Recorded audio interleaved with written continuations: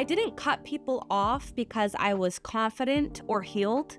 I cut them off because I finally admitted to myself that these people made me feel horrible about myself. And that's what led me to peace. So, for example, I used to be in this group of friends. We were all artists, okay? It was two guys. They were, one was an actor, one was a director. They both did improv comedy. It was me and this other girl who did improv. And I just kind of always felt that the three of them all liked each other better than me. I always felt like a fourth wheel. And then one day, Steven said to the girl, he was like, Ashley, you know, you're a star. You're like a true comedic talent. And I was like, oh, I'm right here. Hey, hello. And then she's like, oh my gosh, thank you. You know, I've always valued your opinion because I think the two of you guys are just so funny. And I was like, oh, still right here. Hey, hello, in the room, okay?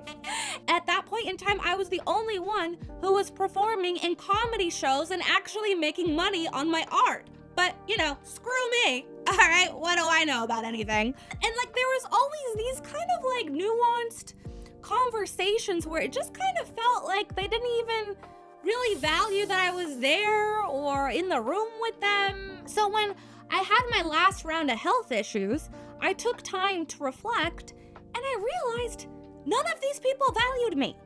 Okay? I cut them all off and not one of them reached out to me. What? A year went by and then Steven reaches out to me. He's like, hey, Melanie, I noticed you stopped following me on Instagram. Are we cool? Really?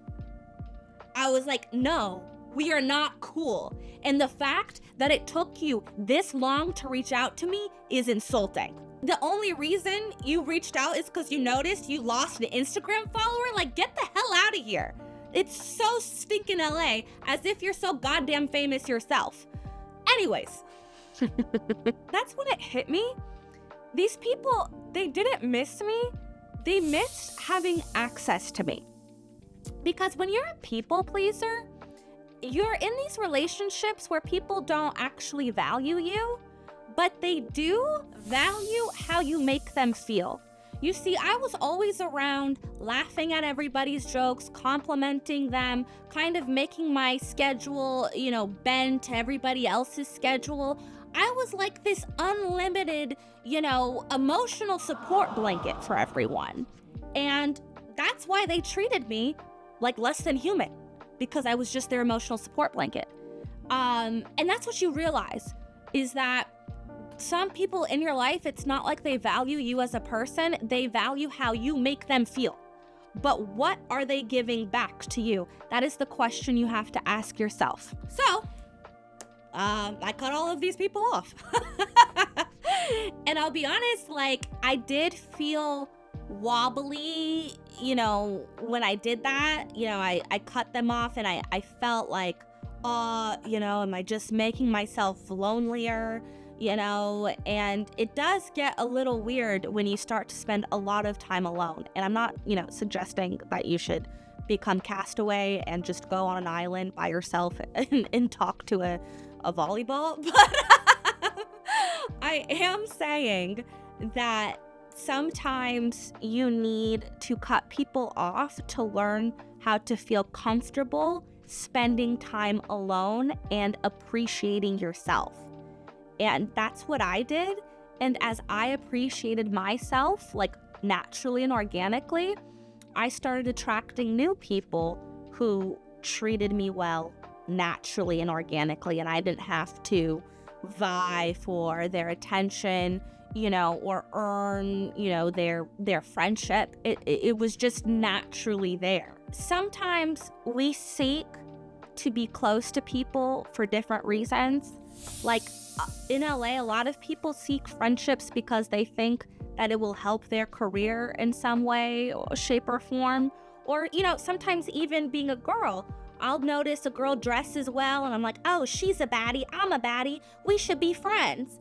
But in reality, that girl could be, an atheist, and meanwhile, I'm this God-loving, hippie. And so it doesn't actually work. And we can't actually pour into each other in the way that a true relationship should. And I think it's really important to notice that, especially as a people pleaser, sometimes you just blindly please anybody and everybody, And when you stop doing that and you kind of take a moment to look at the person standing in front of you and really analyze, like, do I pour into this person in a healthy way? Do they pour in back to me? Is it reciprocal, healthy, and balanced? And if you're looking at someone and realizing that's not there, cut them off.